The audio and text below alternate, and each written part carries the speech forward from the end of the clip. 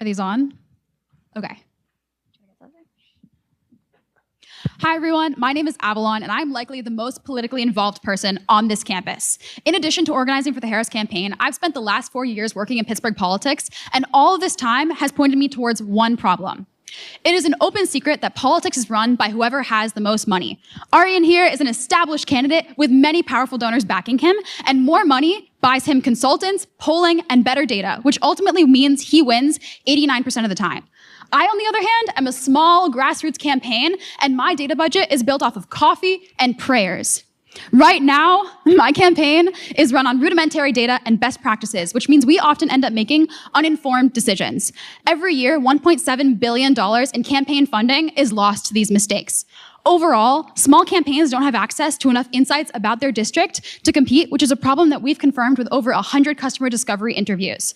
We've been told repeatedly by many campaign managers that if we could find a way to make small-scale polling more affordable, they would pay for it. And that's why we're building Pulse. Pulse is a campaign simulator that allows you to rehearse your race before spending money or time. We ingest public voter files, government documents, and local news in order to create a synthetic district. Think of this synthetic district like a sim city where each individual voter has their own persona and it feels like a real, breathing city.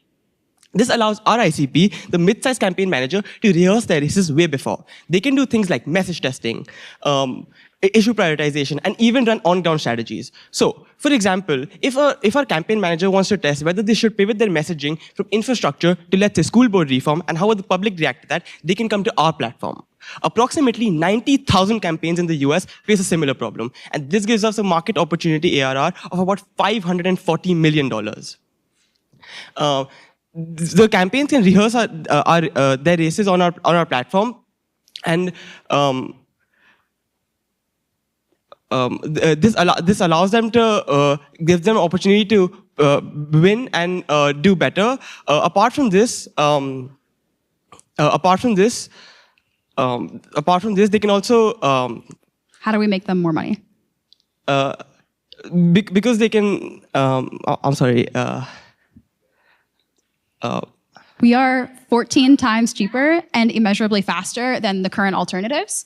And we are much faster than essentially those guys in the Patagonia jackets who are going to be taking a lot of your money and taking time to give you campaign reports. Ultimately, campaigns that use us in their elections will win more often and build stronger, more representative governments. I mean, like, how many more billionaire-backed politicians do we really need? Thank you. I'm Aaryan. I'm a business and startup student at CMU, and I got really nervous. I'm sorry. And I've worked at a startup called Voyagic, which builds AI synthetic personas, and this is literally what we're doing right now, so I have experience in that. And I'm Avalon. I studied business and CS here. From my network of Pittsburgh politics, we already have 9 campaigns who've agreed to pilot with us in the upcoming primary, including a state house race. We're planning on using the funding from this competition to run those pilots. Thank you so much for your attention, and we are Pulse.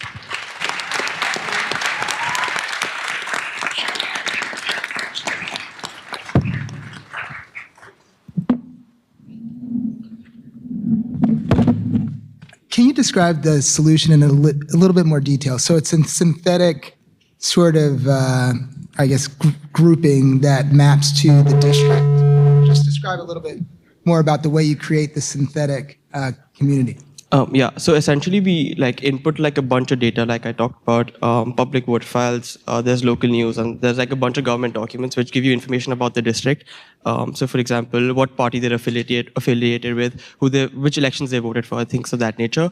And so the goal is to create a probabilistic sandbox where there are individual personalities, but they can also be grouped together. For example, if someone has a house or someone has a car, those people can be grouped together. And the goal is to test how things like messaging or what issue we should focus on. If something, a local news comes in, how would the public in that district react? So that's how we're trying to build this solution. This has also been proved in research at several institutions, including Harvard. So how do you keep up with the rapid changes in the news cycle of what the constituents are feeling and thinking in your synthetic models? Right. So I guess, obviously, the local news comes in, and then something that we notice is that not everyone gets the same news. So, for example, if you're a left-wing conservative, right, you're in that echo chamber of only getting that kind of news. So you're more likely to react to that news, and so we update the personalities because you're in that echo chamber, so you'll react. If someone's right wing, they probably like, even if they say the news, they ignore it, so it wouldn't have much effect on them. So that's how we like keep updating the personalities, and that keeps the district going. We also keep track of what happens when we do give recommendations on like whether or not what we recommended like occurred, so that overall our models become better over time. The simulation, what is it running behind the scenes? What's on the technological stack? What are you using? So to get the data, we obviously have it's all publicly available data, and then we're running autonomous agents to get the news, and to build these personalities. There's like a bunch of things we can use or that I'm using.